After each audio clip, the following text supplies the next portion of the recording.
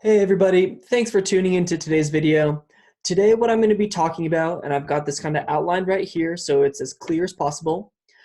First off, I'm going to review what I talked about in the last inquiry revision video. It was all about research. After that, I'm going to discuss some new material. I'm going to be talking about quotes and their relationship to the rhetorical triangle. After that new material, I'm going to show some examples of introducing quotes and adding quotes to your paper. That example will include adding topic sentences for each paragraph, defining topic sentences if there's any academic words you have to define, introducing quotes, adding quotes, and after that we'll be talking about next steps with our revisions and due dates. Now, I sent out the survey last week asking folks to give me some feedback, and I got quite a bit of students saying that I wasn't explaining what we're doing with these revisions super well. So let me kind of clear that up. When I graded the research inquiry papers, it looked like there was a really good opportunity for us to take those finalized essays and spend a little bit of time reworking them so that they can be one of the best things that we've all written in middle school. I mean, y'all are about to go to high school, so I really want this to be kind of a pinnacle assignment for you. So, some of you need to work on research. Many of you are done with it. Some of us have to work on introducing quotes. Some of us have to work on adding topic sentences. When I upload these revision videos, please use them as you will. So the most important thing everybody needs from this video is right here. The new material, quotes in the rhetorical triangle. If you need examples, please look at this. If you feel comfortable with adding topic sentences, defining topic sentences, introducing quotes, and adding quotes, you don't need to be looking at my example, but I do need you to be looking at this new material. Let's jump into it. So quickly to review, last week I talked about revising these papers. I will give you 100% of the points that you earn back. So if you got a 50%, and you rewrite your essay and it comes out as an A+, I will change your grade in Infinite Campus to an A+. This is the best way to improve your grade in my class. I'll say that again. This is the best way to improve your grade in my class. There's your opportunity. As far as the research goes, make sure that you have 5 different sources. That's the really important part, right? 5 sources. And you need to make sure that with those sources, you have 5 pieces of information. And these are probably going to be quotes, but they might also be summaries. Let's jump into it.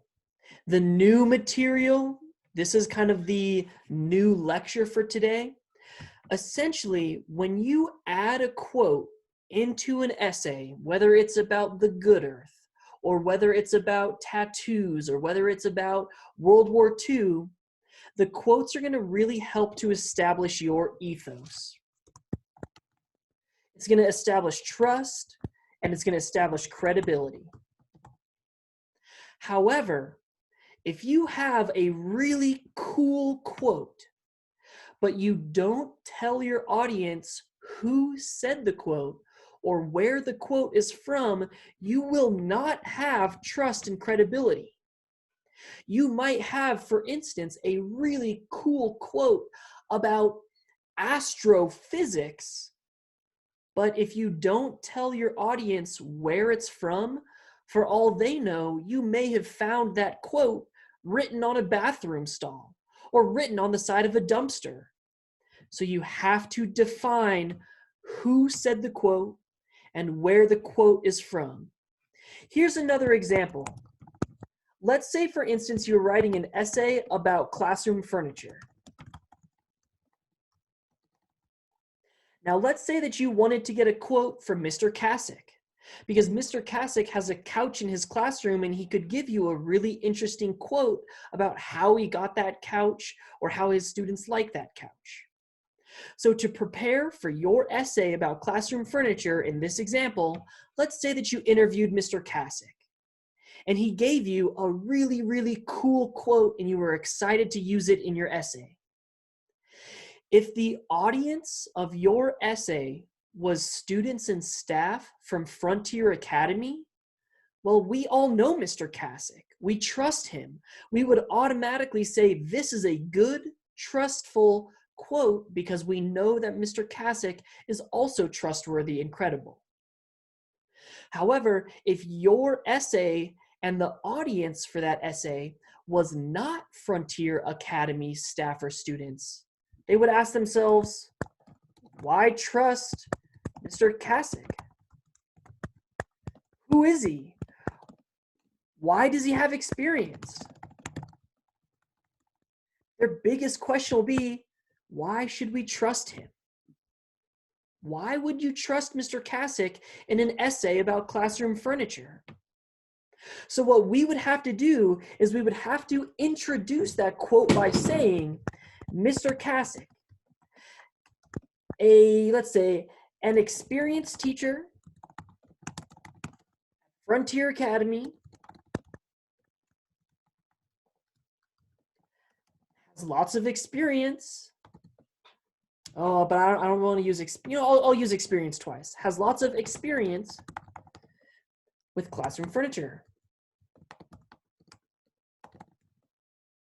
That's all I'm looking for these introductions, that you're telling me who this person is. Because when you define for me that Mr. Kasich is an experienced teacher at Frontier Academy, well, that makes me think I can trust this person. This person is credible because they have experience with the topic.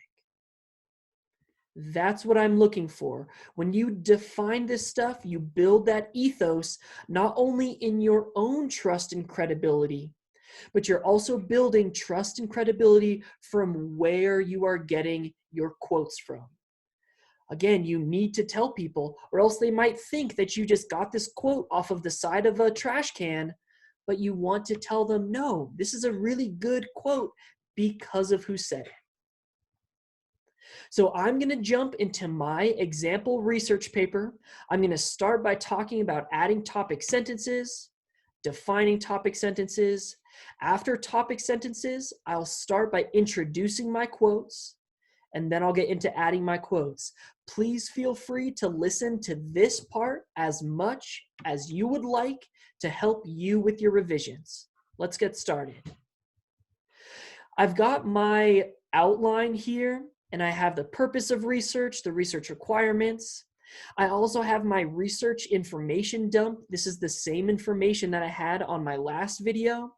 I've highlighted all of my quotes just to make things a little bit easier to see. And I have my 3 topic sentences. My first topic, I need to introduce the mummy Otzi and his tattoos. My second topic, my second body paragraph will all be about how we discovered these 61 tattoos. And then my third topic and my third body paragraph is going to be about the purpose and the meaning of tattoos. Now that I've got my possible topics figured out, I can continue scrolling down to my outline and start working on this. I've already copied and pasted my topic. So in body paragraph 1, it begins with a topic sentence that will be the focus of the entire paragraph, and my topic sentence is, some of the oldest tattoos in the world belong to a European mummy named Otzi. The second thing I need to consider is, do I need to explain that topic sentence if I need to, if it has any complex words? Some of the oldest tattoos in the world belong to a European mummy named Otzi.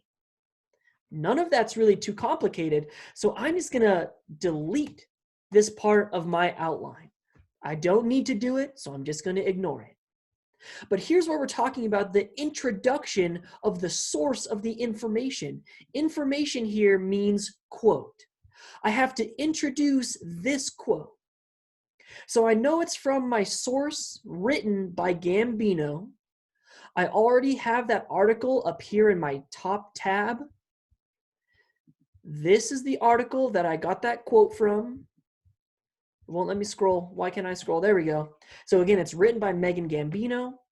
But what I have to look for specifically is where is my quote from on this article. So this is the quote. Otzi is a 5,300-year-old mummified human that is referred to as Iceman because he was discovered in the Oztal Alps on the Italy-Austria border in September 1991. I need to find out who is telling me that. Is Gambino telling it to me? Let's see. So that's not where my quote is. Here's my quote right here. Krutok, sitting in his desk in the bowels of the National Museum of Natural History, is referring to Otzi, the 53-year-old mummified Iceman, so named by researchers because he was discovered in the Oztal Alps on the Italy-Austria border in September 1991. Now you'll notice that I changed the wording around. In fact, I didn't have any of this part of this sentence. I started my sentence about right here. So this is a little bit closer to a summary because I'm taking these words and I'm rephrasing them. But even though it's my specific wording, I have to say where I'm taking this information from. And the person who's giving me this information is this guy, Krutok. He is the person that is telling us this information. It isn't Megan Gambino, the author of this article. It isn't the Smithsonian Magazine that's telling me. Krutok is referring to Otzi and all of this information. So I have to introduce Krutok. Now, he has a little blue highlight on his name, which linked to his website. I've already opened his website in this tab here. And my introduction is this. Lars Krutok is a tattoo anthropologist. An anthropologist is a person that studies culture and people. So all I have to say in my paper is that I have a quote from Lars Krutok, who is a tattoo anthropologist that is building trust, and that is building credibility. Let's add it in here. What can I do? So Krutok, well, I should probably have his first name. What was his first name? Lars Krutok. You always want to make sure that you have a full name on the first time you introduce someone. Lars Krutok, a tattoo anthropologist. And, whoa, I spelled that super wrong. Good thing it's just an outline. Now I'm going to introduce where he was talking, because he wasn't talking to me. He was talking to Megan Gambino, the author of this article on the Smithsonian website. So I'm going to say Lars Krutok, a tattoo anthropologist, interviewed with Megan Gambino. I'll fix my misspellings in a little bit. For Smithsonian Magazine.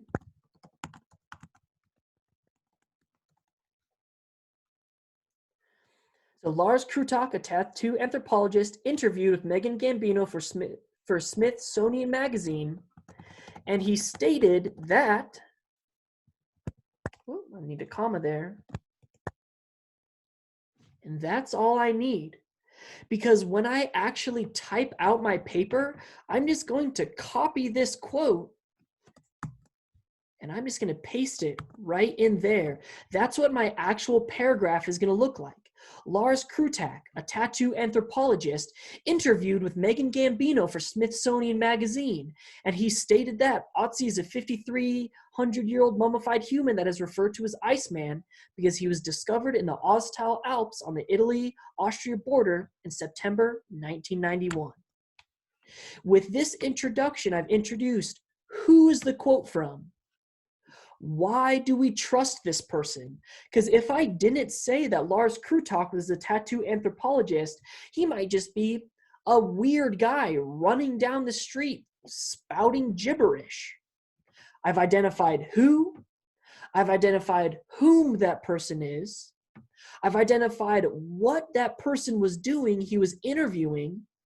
I've introduced where this was from. And then I have a good transition. He stated that, and I get to put my quote. That's all I need for this quote introduction. In this same body paragraph, I'm still in body paragraph 1. I'm going to be using a second quote. The 61 tattoos on Otzi's body, consist mostly of groups of lines or crosses that are spread across his body. Now, this is from my source, from Griffin. I've already got that pulled up in my tabs. So what I need to do is I need to look through Andrew Griffin's article, and I need to see who is telling us this information. Why are they telling us? I just need to build that trust, and I need to build that credibility. So again, the quote I'm looking for is the 61 tattoos on his body consist mostly of groups of lines or crosses and are spread across his body. So that's what we're looking for. Just skimming through, I'm looking for 61 because that's going to help me spot it quickly. All right, the 61 tattoos, here it is. There's my quote. Now, my last quote was in an interview, but there's no interview here. It's just this article producing this information. So what I need to say a little bit more is who is telling us this? What is it published on? It's published on an article on the Independent website. And that's what I'm going to use for my introduction, because Independent is a trustworthy and credible source. So as long as I say in this introduction, where is it? I need to add a little space for it here. Okay.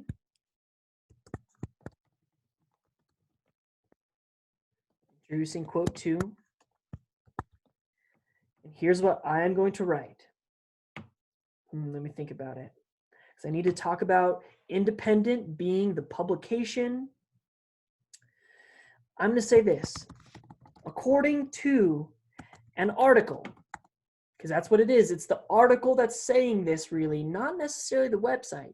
According to an article hosted on, now how can I introduce Independent?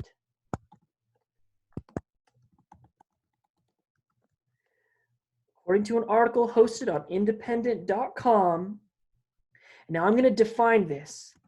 A British news publication.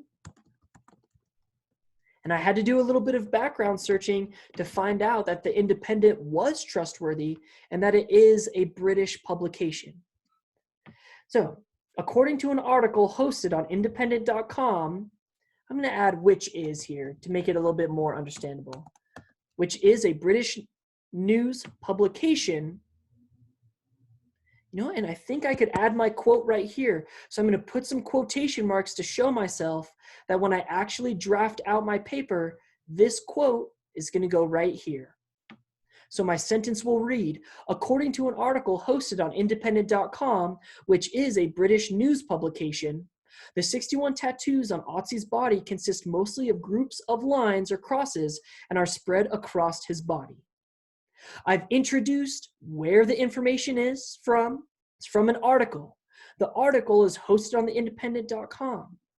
I'm building trust. I'm building credibility by defining independent.com as a British news publication. Now, I'm going to do the next couple examples on my own free time. I'm going to introduce this quote from Ingle King. I'm going to introduce this quote from Crew Talk. It's from his book. And I'm going to introduce this quote from Solly.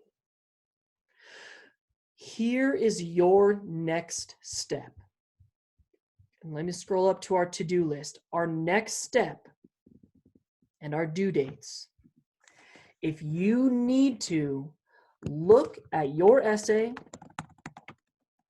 and introduce your quotes, I would say that only about 25% of us don't need to do this. Because almost 75% of our class didn't do this already. So chances are that you need to introduce your quotes. Make sure that you're telling who said the quote, where is it from, and add information that will help you to build trust and credibility. That is your next step. Keep in mind that the due date, all revisions, there we go, are due April 30th, and I will give you up to 100% of your points back. You can earn any grade you want. Thank you for listening to this video. I really appreciate your hard work. Please let me know if I can help in any way. Stop by my office hours. They're Wednesday from 9 to 10. Email me. I would love to help every person with these essays because I truly think that this revised essay is going to be one of the best things that every one of you has written for me this year. That's all I've got for you today. In my next video, I'll be talking quite a bit about explaining quotations, which about 95% of us need to do. But until then, have an awesome day, folks. I really miss seeing all of you. Have a good one. Enjoy this weather. Bye.